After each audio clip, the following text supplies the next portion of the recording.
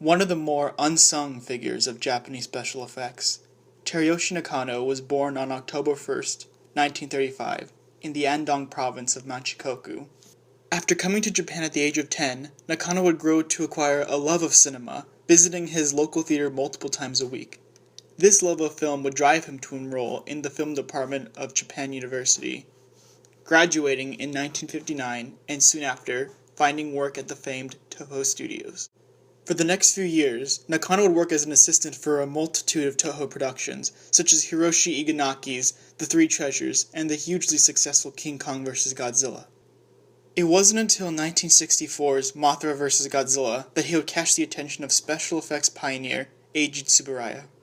Tsuburaya would take on a mentor-esque role to the young Nakano, making him his first assistant director, and would spend the next few years working close with him and learning from Tsuburaya, even getting to be in the director's chair for special effects of Kengo Furusawa's 1969 film Crazy Big Explosion. After Tsuburaya's passing in 1970, Nakano would succeed his mentor as the head of Toho's special effects department, and would take over as special effects director of Toho's famous Godzilla franchise. Caught at a time of budget cuts and theater closures, Nakano's Godzilla films are often characterized by usage of stock footage and less expansive city sets. However, the quality that he was able to achieve with such a small budget more than showed his skill as a special effects director. While never having the budget for expansive city sets like those of the 1960s films, Nakano managed to find a way of showing the skill and prowess of his department. One aspect that his films are often praised for is his penchant for grand and numerous explosions. All of Nakano's Godzilla films contain grandiose displays of pyrotechnics, whether it was filming the excellently choreographed oil refinery battle in Godzilla vs. Gigan, bombarding suit actors Isao Sushi and Kenichi Kusumi with various explosives and projectiles in Godzilla vs. Mechagodzilla, or the impressive decimation of Tokyo in Terror of Mechagodzilla. Nakano knew how to put on a show of explosives like no other. Another great aspect of Nakano's Godzilla films, one that is sorely often glossed over, is his ability to create very impressive scenes and effect sequences, in spite of his small budget.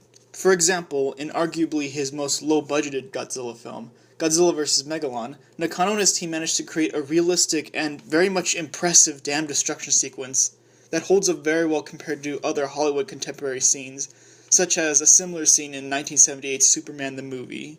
And while often always on non-city sets, all of Nakano's Godzilla fights had a great deal of intensity and great choreography that make them all memorable and entertaining.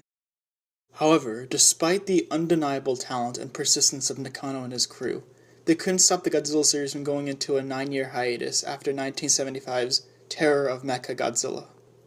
Nakano would see much greater success in his disaster film productions with Toho.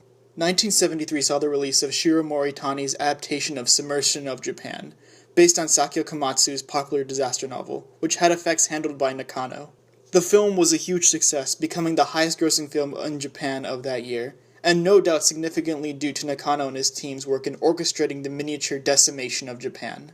For his disaster films, Nakano was often given a much more generous budget than his Godzilla productions, and would continue to have success with these types of films, such as the controversial Prophecies of Nostradamus, Conflagration, and Magnitude 7.9 among others.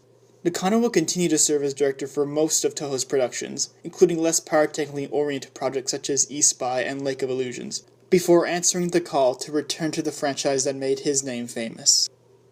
For Godzilla's first big-screen appearance in nearly a decade, producer and franchise creator Tomoyuki Tanaka tasked Nakano with bringing his star back to his roots with a more modern update. Armed with a budget far more grand than anything he'd worked with before, and with a crew of mostly fresh new faces who had never worked in a Godzilla film before, Nakano, alongside director Koji Hashimoto, set out to craft a modern Godzilla film to re-establish the character to a 1980s audience. Nakano's first challenge was to decide how to portray the monster.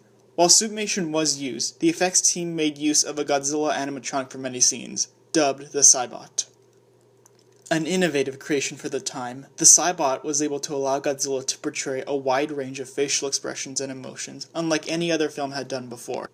Though originally Nakano intended to make a life-size 80-meter tall Cybot Godzilla, the final design came out to be around 16 feet tall. The final film would end up seeing a greater use of traditional suitmation by veteran kaiju actor Kenpachiro Satsuma, and the Cybot would be more used as a promotional tool by Toho. However, the technical innovations and capabilities of Nakano's creation cannot be denied, and would set a template for future animatronics utilized in the franchise. Far more successful were Nakano's impressive sets and miniatures for the film. Given a much larger budget than any of his 70s productions, Nakano and his team were able to craft beautiful and impressive miniature representations of cities and vehicles. The expansive set for the miniature Shinjuku still remains impressive to this day, and the level of detail he and his team were able to accomplish proved Nakano's mastery of the craft. Released on 1984, the 30th anniversary of the Godzilla franchise, the film would go on to be a modest success in Japan and earn Nakano the Japan Academy Award for his special effects work. Godzilla in 1984 managed to successfully re-establish the character for a modern audience, and would later help pave the way for more sequels and films based on the character, as well as introduce new generation of fans to the franchise. Teruyoshi Nakano would later state in an interview with David Milner in 1994 that Godzilla 1984, alongside 1974's Godzilla vs. Mechagodzilla, were his favorite Godzilla productions that he worked on as special effects director. Before ending his tenure at Toho, Nakano and his team would be hired by notorious future North Korean dictator Kim Jong-il for his monster film Pulgasari in 1985. A fan of Godzilla and giant monsters, Kim Jong-il would invite Nakano's crew under the false pretense of being hired to work on a television show, only to find out upon landing that they would be put to work on the future dictator's propaganda film. Nakano's last work as head of Toho's special effects department would be for the 1987 film Princess from the Moon, featuring an unused Loch Ness Monster prop from the unmade film Nessie, repurposed to be a dragon. Nakano would pass on the baton to Koichi Kawakita, who would oversee Toho's special effects productions until 1997. Nakano would later work on rides for theme parks and attractions, including Space World in Kyushu. Although often overlooked in the grand history of Japanese special effects, Teruyoshi Nakano was a man who proved his worth in the worst of times for the industry, as well as helped to innovate the craft. His Godzilla films would capture the minds of audiences the world over, whether it was in his more heroic portrayals in the 1970s, or in his return to his much more darker and menacing roots in 1984.